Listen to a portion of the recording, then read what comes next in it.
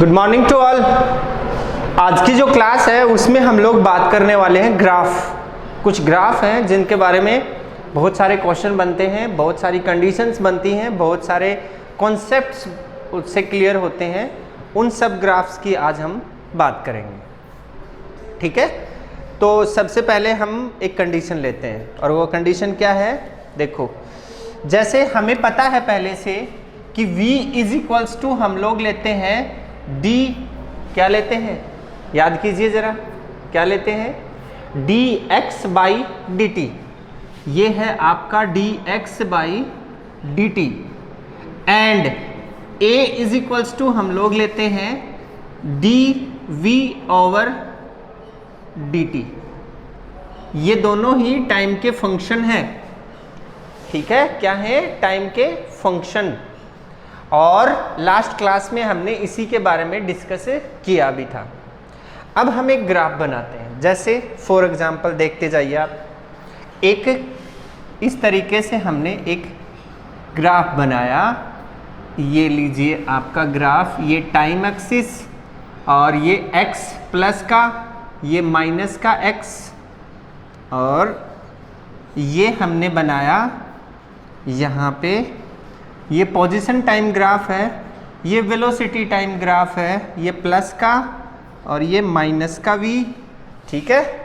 और एक और बना देता हूँ यहाँ पे, ये लीजिए, ये है आपका t और ये है आपका a प्लस का और ये माइनस का a, ठीक है। अब अगर मैं ये बोलूँ कि हमारी बॉडी जो है उसकी पोजीशन 0 है, बॉडी की पोजीशन क्या है? 0 है, तो क्या होगा? बॉडी की पोजीशन 0 है, ये पोजीशन है बॉडी की।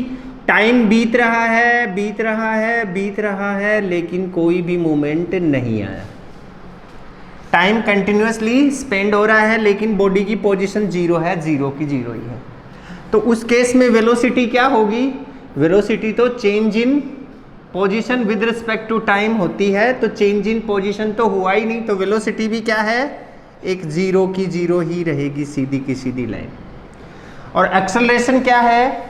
Rate of change of velocity with respect to time, तो ये भी क्या रहेगा?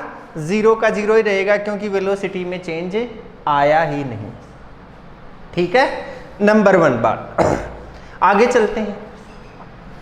अब हम मान लेते हैं कि हमारी कोई बॉडी है, उसकी पोजीशन है यहाँ पे, जैसे हमने माना x इज इक्वल्स टू 2 पे है, ये पोजीशन है हमारी बॉडी की और इसी पोजीशन पे वो बनी हुई है। तो ये ग्राफ बना, बना कि नहीं बना? बिल्कुल बना। अब देखिए इस पोजीशन में ये v कितना होगा? वेलोसिटी टाइम ग्राफ अगर बनाएं तो क्या बनेगा? x इज इक्वल्स टू 2 बना हुआ है। क्या इस पोजीशन में टाइम के रिस्पेक्ट में कोई चेंज आया? 1 सेकंड पे भी 2 ही था, 2 सेकंड पे भी 2 ही है, 3 सेकंड पे भी 2 ही है, 4 सेकंड पे भी 2 ही है, कोई चेंज नहीं आया। इसका मतलब वेलोसिटी 0 और acceleration also 0। Is that clear? Is that clear और नॉट? क्यों? लिख देता हूं एक बार। सबसे पहले लिखा वेलोसिटी के लिए। वेलोसिटी क्या है? वेलोसिटी है rate of change of position with respect to time, ठीक है। एक्सेलरेशन क्या है? एक्सेलरेशन है rate of change of velocity with respect to time, ठीक है। इसको साथ साथ देखते जाइए और ग्राफ को समझते जाइए, ठीक है। ये हो गया। अब 2 केस हो गए, इसको हटाया मैंने यहाँ पे, ध्यान से देखिए आप। अब अगर मैंने बोला कि हमारी जो बॉडी है उसकी जो पोजीशन है वो कॉन्स्टेंटली चेंज हो रही है, ठीक है। कैसी चेंज हो रही है? कॉन्स्टेंटली ही चेंज हो रही है। तो हम क्या लिखेंगे? देखो कॉन्स्टेंटली अगर चेंज हो रही है तो उसको दिखाएंगे हम ऐसे, ठीक है, ऐसे दिखाया तो कॉन्स्टेंटली चेंज हो रही है, मतलब यहाँ पे 1 सेकंड पे 1 मीटर, 2 सेकंड पे 2 मीटर, 3 सेकंड पे 3 मीटर, 4 सेकंड पे 4 मीटर, इस तरीके से चेंज हो रही है, ठीक है। तो वेलोसिटी है क्या? देखते हैं।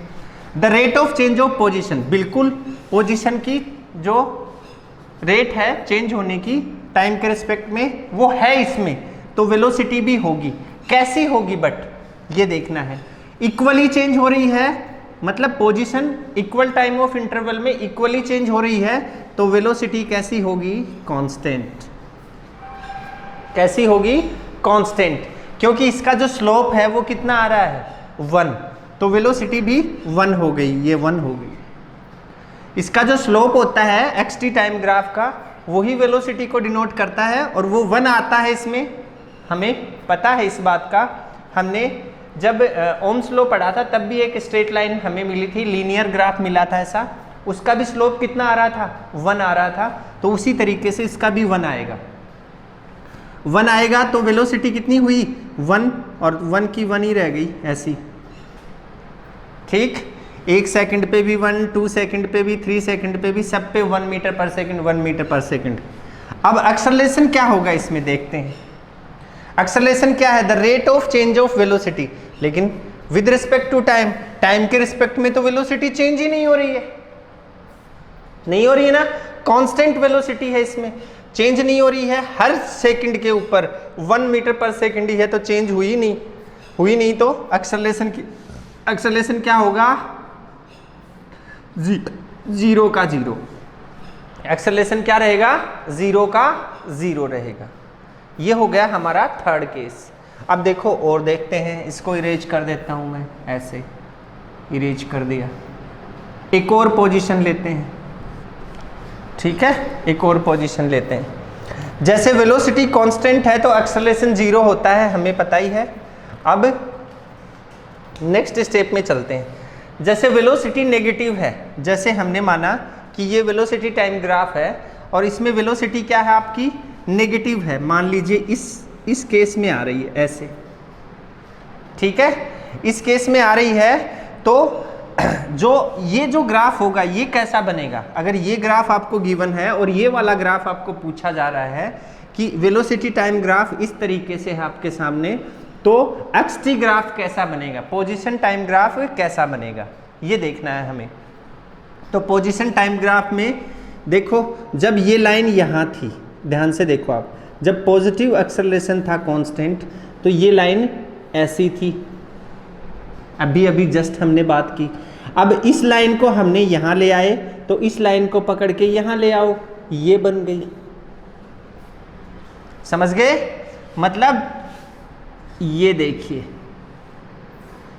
ये अगर पोजीशन नेगेटिव में, अगर पोजीशन कॉन्सेप्ट तो वो का वो ही लगेगा, अगर पोजीशन जो है वो नेगेटिव में कॉन्स्टेंटली चेंज हो रही है, समझ में आ रही है? 1 सेकंड पे -1 मीटर, 2 सेकंड पे -2 मीटर, 3 सेकंड पे -3 मीटर, इस तरीके से चेंज हो रही है, तो उसकी वेलोसिटी कैसी होगी?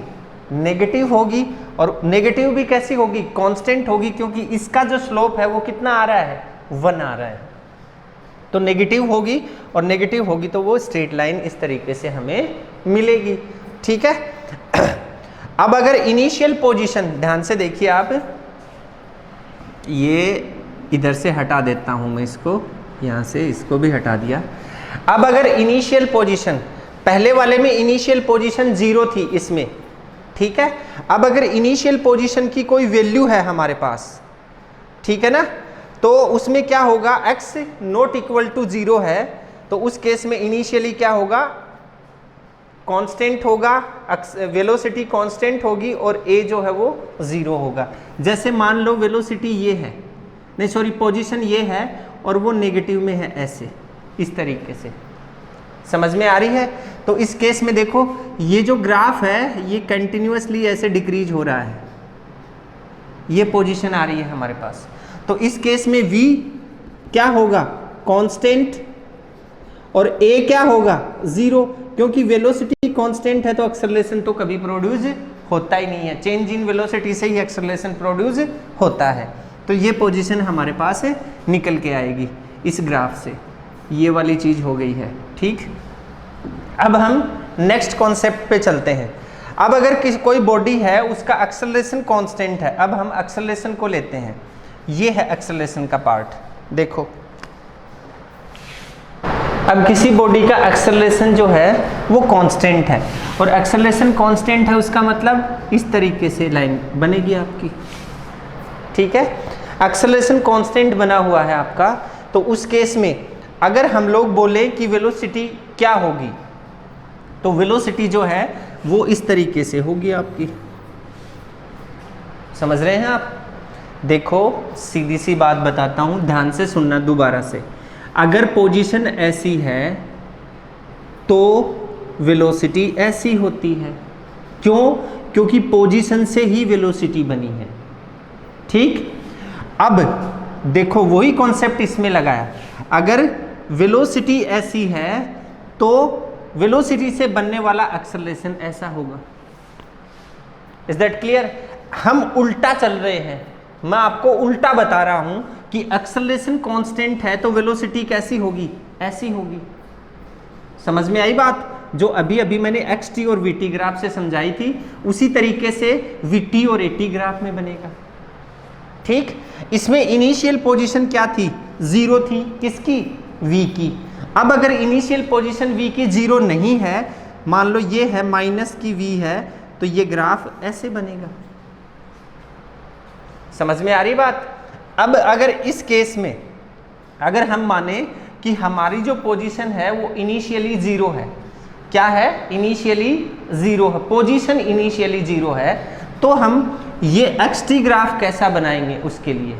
तो वो xt ग्राफ जो है वो इनिशियली कैसा बनेगा, उसका जो स्टार्टिंग का जो स्लोप है वो 0 आएगा, और उसके बाद में उसका जो स्लोप है वो पॉजिटिवली इंक्रीज होता जाएगा, पॉजिटिवली इंक्रीज होता जाएगा, तो ग्राफ ऐसा बन जाएगा। अगर कांस्टेंट एक्सेलरेशन के लिए ग्राफ बनाना तो ऐसा, और ये ग्राफ अगर vt को डिनोट करेगा तो वो कैसे डिनोट करेगा, ऐसे। अगर v की वैल्यू इनिशियली 0 है तो ऐसे, और v की वैल्यू इनिशियली 0 नहीं है तो इस तरीके से। ठीक, और इसी ग्राफ को अगर हम पोजीशन में मतलब पोजीशन xt में दिखाएं तो वो ऐसे बनेगा। Is that clear? Is that clear और नॉट? ठीक है, ये ग्राफ बना आपका। इसका जो स्लोप है वो इनिशियली कितना है, देखो 0 है यहाँ पे, फिर बढ़ रहा है, फिर बढ़ रहा है, फिर बढ़ रहा है, फिर बढ़ रहा है, ऐसे बढ़ता जा रहा है। ये चीज़ हमें समझनी है यहाँ पे। अब और आगे चलते हैं। ये पैराबोलिक ग्राफ बनेगा आपका, पैराबोलिक। इसकी जो इक्वेशन है वो x² में इस तरीके से आएगी। ठीक है, तो ये पैराबोलिक ग्राफ बना आपका। इसको इरेज कर देता हूँ मैं यहाँ से। दूसरा एक और ग्राफ समझते हैं। अब नेक्स्ट जो पोजीशन है उसमें अगर हम चलें, नेक्स्ट केस में अगर हम चलें, और हमने नेक्स्ट केस में डिस्कस किया कि हमारा ए कांस्टेंट है बट नेगेटिव में है। ए कैसा है? कांस्टेंट है बट नेगेटिव में है। तो ए ये है, कांस्टेंट बनाया और ये नेगेटिव में बनाया। ठीक, तो उस केस में आपका v कैसा होगा? सीधी सी बात है भाई, जरा दिमाग लगाइए। उल्टा कर देंगे, जो अभी लाइन ऐसे मिली थी उसको उल्टा कर देंगे तो वो लाइन आपको कैसी मिलेगी, ये मिल जाएगी। ठीक, अब ये इनिशियली 0 से शुरू हो रही थी, अब अगर ये 0 से शुरू ना होके यहाँ से शुरू हो तो ऐसी मिल जाएगी, और अगर यहाँ से शुरू हो तो ऐसी मिल जाएगी। v की पॉजिटिव वैल्यू के लिए शुरू हो तो ऐसी मिलेगी, v की नेगेटिव वैल्यू के लिए शुरू हो तो ऐसी मिलेगी, और v = 0 से शुरू हो तो ऐसी मिलेगी।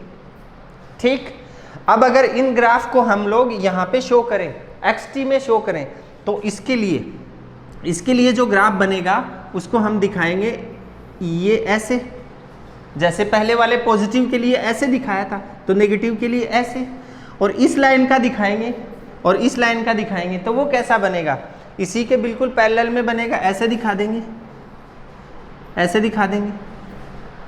ठीक है, ये ग्राफ हो गया इसका। अब देखो ये बन गया। अब कुछ केसेस और भी हैं, वो क्या हैं वो बताता हूँ मैं आपको। 1 मिनट इसको इरेज करता हूँ।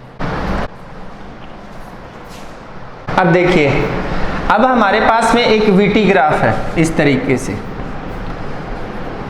ये लीजिए, ये टी है, पॉजिटिव वी, नेगेटिव वी, और ये कोई वीटी ग्राफ है। इस वीटी ग्राफ का, इस लाइन का एक्स एक्सिस के साथ में जो एरिया कवर हो रहा है, ये जो एरिया कवर हो रहा है, ये एरिया वीटी ग्राफ का अलोंग दी एक्स एक्सिस या एक्स एक्सिस के साथ में जो एरिया कवर हो रहा है, वो एरिया हमें डिस्प्लेसमेंट देगा। क्या देगा? डिस्प्लेसमेंट। और उसके लिए हमने जो कैलकुलस में जो आपको बात बताई है, उस कैलकुलस के अकॉर्डिंग हमारे पास जो इक्वेशन बनेगी वो बनेगी s is equals to integration x d t, s is equals to integration ये डिस्प्लेसमेंट देगा v d t, sorry v d t, ठीक है, ये इक्वेशन देगा। एक नंबर बात। अब अगर इसी एरिया को हम लोग एटी में ले लें, मतलब एक्सेलरेशन और टाइम में ले लें इसी को, अगर मैं इसको यहाँ पे a लिख दूँ, ये लीजिए a है और ये a है, ठीक है, तो ये जो कवर्ड एरिया है ये हमें अब की बार क्या देगा? ये हमें देगा चेंज इन वेलोसिटी। किसको डिफाइन करेगा? ये चेंज इन वेलोसिटी को। तो इसको हम दिखाएंगे delta v is equals to, इस केस में हम दिखाएंगे delta v is equals to integration a d t, ये हमें चेंज इन वेलोसिटी को बताएगा, ठीक है। अब अगर हम लोग थोड़ा सा और इसको समझें, जो चेंज इन वेलोसिटी है उसको अगर हम समझें तो कैसे समझेंगे? देखो, एक और ग्राफ बनाता हूं मैं यहाँ पे। ये ग्राफ बनाया हमने जैसे वीटी के बीच में इस तरीके से, ये टी है, ये वी है, प्लस वी और ये माइनस वी। अब हमने ये ग्राफ बनाया ऐसे, ठीक है। अब देखो यहाँ से इस तरीके से, तो ये जो पोजीशन है इसको हमने माना V1 इनिशियल को, और इसको माना V2, ठीक है। तो ये जो चेंज इन वेलोसिटी है, चेंज इन वेलोसिटी यहाँ पे क्या आई? V2 minus V1 is equals to delta V, change in velocity, change in velocity. ये जो वेलोसिटी है ये इस चीज़ के बराबर होगी, मतलब 80 ग्राफ के थ्रू जो कवर्ड एरिया होगा उसके इक्वल होगी ये वाली चीज़। इसको ऐसे हम समझ सकते हैं, ठीक है। अब और आगे देखते हैं। देखो, पोजीशन जो है वो फंक्शन ऑफ टाइम होता है। कैसे? ध्यान यहाँ से देखिए, एक्स क्या है? पोजीशन है किसी भी बॉडी की, और ये होता है फंक्शन ऑफ टाइम, FT लिखते हैं इसको हम, ठीक है। फंक्शन ऑफ टाइम इसको डिनोट कर सकते हैं आप। अब अगर इसी को हम डिफरेंशिएट कर दें, इसी को अगर हम लोग डिफरेंशिएट कर दें तो हम लोग क्या लिखेंगे? V मतलब वेलोसिटी बन जाएगी वो। अगर हम इसको डिफरेंशिएट करते हैं तो हमारे पास में आ जाता है V is equals to f dash t is equals to dx over dt, ये वेलोसिटी आ गई आपकी, ओके। अब अगर इसी को दोबारा से डिफरेंशिएट कर दें, सेकेंड टाइम डिफरेंशिएट कर दें, तो बन जाएगा acceleration a is equals to f double dash t is equals to, अब देखो इसको डबल टाइम डिफरेंशिएशन करना है तो d square x over d t square, ये बन जाएगा is equals to d v over d t. ऐसे भी हम इसको डिनोट कर सकते हैं, ये बना हमारा फॉर्मूला, ठीक है। ये चीज़ होती है। अब अगर हम लोग पोजीशन की बात करें, किसकी बात करें? पोजीशन की बात करें, और मैं आपको बताऊं यहाँ पे कि पोजीशन ऑफ ए बॉडी, कोई भी बॉडी है, पोजीशन जो टाइम का फंक्शन है। जैसे हमने एक ग्राफ बनाया यहाँ पे, इस तरीके से एक ग्राफ बनाया, ये t है और ये x है आपका प्लस और ये माइनस, इस तरीके से हम एक ग्राफ से इसको समझेंगे, ठीक है। तो इसमें हमने माना कि t इज इक्वल्स टू 0 के ऊपर x इज इक्वल्स टू 0 है किसी बॉडी की पोजीशन, ठीक है।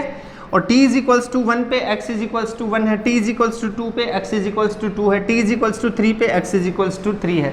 तो इस तरीके से हमारे पास जो ग्राफ आएगा वो इस तरीके से एक स्ट्रेट लाइन आएगी, लीनियर लाइन जिसको हम लोग बोलते हैं, लीनियर ग्राफ बनेगा।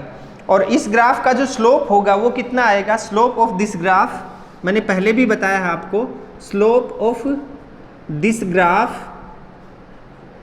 Is equals to 1। कितना आया, slope of this graph is equals to 1।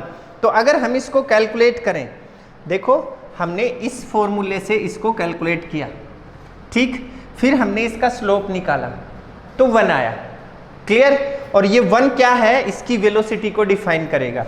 तो हमने इसकी वेलोसिटी, यहाँ पे वेलोसिटी टाइम ग्राफ बनाया, ये लीजिए, ये t है, ये v है, प्लस और ये माइनस v। तो इसका 1 मतलब कांस्टेंट वैल्यू आई, हर किसी पॉइंट के लिए कांस्टेंट वैल्यू बनी हुई है, हर किसी पॉइंट के लिए 1 second, 2 second, 3 second, 1 metre, 2 metre, 3 metre. तो उस केस में देखिए जो वेलोसिटी होगी वो कैसी होगी, कांस्टेंट। इस तरीके से कांस्टेंट वेलोसिटी का ग्राफ हमें मिलेगा, ठीक है। अब देखो ये 1 आ गया, अब इसको दोबारा से डिफरेंशिएट करें हम लोग, क्या करें, दोबारा से अगर इसको डिफरेंशिएट करें तो क्या आएगा, इस केस में 0 हो जाएगा। इस केस की वैल्यू, इस केस की वैल्यू ये t है, इस केस की वैल्यू आई 1, इसको दोबारा से डिफरेंशिएट किया तो आया 0। तो एक्सेलरेशन कितना हो गया, इस केस में 0 हो गया। ये एक एग्जांपल लेके हमने समझी है ये चीज़। और हमारे पास में जो लाइन आएगी एक्सेलरेशन की वो कैसी होगी, AT ग्राफ, ये लीजिए, प्लस का a और ये माइनस का a और ये 0, ये लाइन आएगी इसके ऊपर, बिल्कुल टाइम एक्सिस के ऊपर 0, ये बनेगा हमारा ग्राफ, ठीक है। ये वाली चीज़ है, ओके। अब देखिए ये जो चीज़ें हमने पढ़ी हैं इनका और एक्सप्लेनेशन, इन ग्राफ्स का और ज़्यादा एक्सप्लेनेशन हम नेक्स्ट लेक्चर में डिस्कस करेंगे। आज के लिए इतना ही।